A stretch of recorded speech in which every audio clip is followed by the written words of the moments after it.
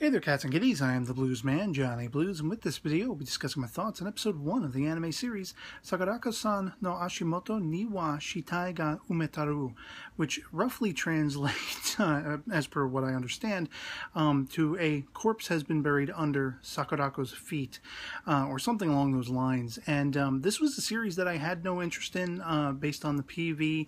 I wasn't really planning on looking into, and just out of sheer boredom and waiting for another series to get subbed, after like 2-3 days, still unsubbed, you know, basically I decided to watch this one, and it was very interesting to say the least. As somebody who was a Sherlock Holmes fan, and in the last year and a half finally caught up with the BBC America BBC series Sherlock with Benedict Cumberbatch and Martin Freeman, I gotta say, this show just kind of reminded me so much of that vibe, the Sherlock vibe, and but also being kind of a unique spin, because the sort of Sherlock-esque character is the titular Sakurako herself, and she couldn't be more strange and strangely attractive from right off the bat, as we're sort of introduced to this environment, this whole world, with the sort of MC, I guess, arguable MC, Tatawakai. You know, he is coming to school, and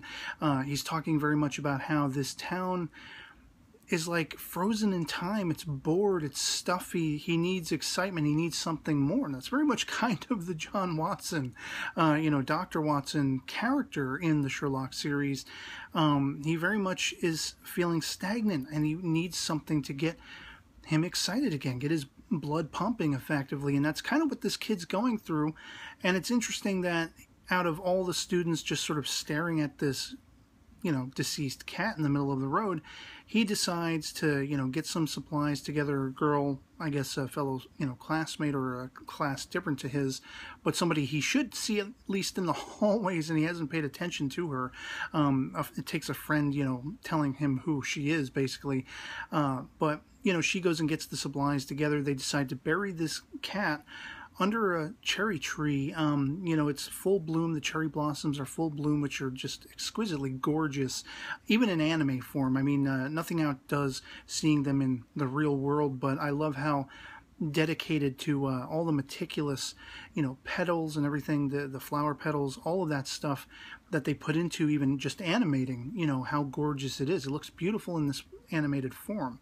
And the character designs very much kind of reminded me of like the series Kokoro Connect, which is one that I covered in reviews as well. And I was constantly kind of having that vibe for like the first quarter of the episode, until we have Sakurako herself introduced.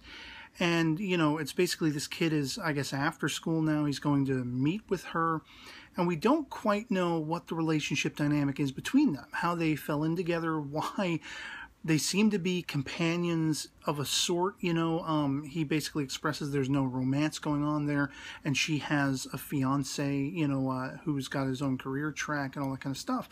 But she does seem to be playful with him. She's constantly referring to him in a sort of condescending, you know, manner, calling him boy, and he's constantly annoyed by that. You know, I have a name, use it, you know, that kind of situation. And so it's an interesting dynamic between them, because apparently they're off on adventures together. They're off looking for bones down by the seaside. He's all excited because he wants a shrimp meal, you know, out of it, sort of a shrimp buffet, because that's, you know, this section of town or whatever, this seaside village that they're going to be doing their investigating of bones and looking for bones is known for that, is known for their shrimp and such. And she's completely oblivious. We see very much that Sherlock-esque characterization, in that sort of normal social conventions are kind of oblivious to her. Like, you know, she's talking about, oh, you buried the cat. Well, I wouldn't necessarily have done that, you know, because that's kind of her, I don't know if it's her occupation or her passion or her hobby or whatever it is, but the understanding of bones and the, you know, scientific study of them and all this kind of stuff, she's very knowledgeable about that. And she kind of has a little bit of a, you know, higher functioning sociopath level, akin to Sherlock once again, where she's excited by the idea of stumbling on to murder victims and bodies. And, you know, they find a skull basically that it looked like somebody had taken, you know, blunt force instrument and smacked over the head. This skull belonged to a woman who was probably killed 100 years ago, and it's because of the cavities and the degradation here and there and whatever, and all of that's very intriguing. I always find that kind of stuff intriguing, the explanation of reaching the conclusion. And, you know, she's not, I wouldn't say she's like as analytical as a Sherlock character. She's definitely more humanizing. She's not entirely inept as far as, you know, interacting with others and everything, but she is kind of childish. She wants her way. She wants to keep the skull and everything. And that I find almost charming, if a little twisted at the same time, because of that high intellect, because of that sort of, you know, I guess you could say off-color view of the universe and her interests, this, you know, skeletal science, if you will, all that kind of stuff. It's just, it's macabre and it's attractive at the same time, at least for me as a viewer, not just because they've animated the character very attractively, but just her personality and seeing her get all childish and selfish and wanting to keep this skull, and even going so far as to try to steal it once, you know, they've gotten back to the station, and this one cop, you know, he was talking about, oh, we found these two bodies on the beach, and it looks like it was a double suicide because they were tied together.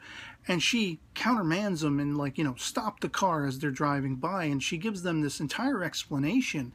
And there's reasoning behind every point, you know, that she makes, every bullet point that she makes about how the ropes were tied, how he was probably right-handed, but he has his watch on his left hand, and, you know, he wouldn't have tied it that way, and it's upside down, and all these kinds of things. Very much watch the episode in case you haven't already, to get all of that, all of the details and everything. I find it all absolutely fascinating. Constructing sort of backwardly, you know, the estimation of this crime scene and what led to these two dying. You know, she believes it's murder, and that excites her very much. Again, like the Sherlock character, this is an adventurous thing for her, and it kind of keeps both she and Tatewaki at, you know, at odds, because he's duped out of the shrimp he wanted and everything. She doesn't get to keep the skull because of the pending investigation, whatever. And yet she still has compassion enough to, you know, use the phone, and I guess to keep it hidden from him, because he does offer her his cell phone at one point. She's like, no, I'll use the public phone. And he's like, and he thinks it just has to do with her trying to sneak off with the skull, but in fact we see that she called ahead home, the grandma or granny, whatever she is, you know, she basically told her, we're coming home, we haven't had anything to eat, could you prepare something? And it turns out a friend of Sakurako's, who is, I guess, a florist or something like that, has brought flowers over, as well as a tub of shrimp, conveniently enough, making Tatewaki's day. And so from right out of the gate, it was very, you know, an interesting first episode. One that I can't necessarily say I'm uber excited for and stoked for. It wasn't like a One Punch Man, you know, or like an Ushio Tutaro, which every episode, or at least the first episode in One Punch's case, just amped me up, and I really was dying to talk about it. This one has a lot of prospects that I do want to talk about and do excite me because of my Sherlockian fandom and such, and how closely elements of this story relate to that. But I also like the mystery, and, you know, this is said to be a mystery series, kind of. They're going to be investigating, presumably, murders and such, and I'm wondering if it's just going to strictly stay on an episodic level, or if it's going to be building to something more, you know, what other new characters we're going to be introduced to sort of flesh out, you know, the characters of this series and everything, the environment of this series and the world it takes place in.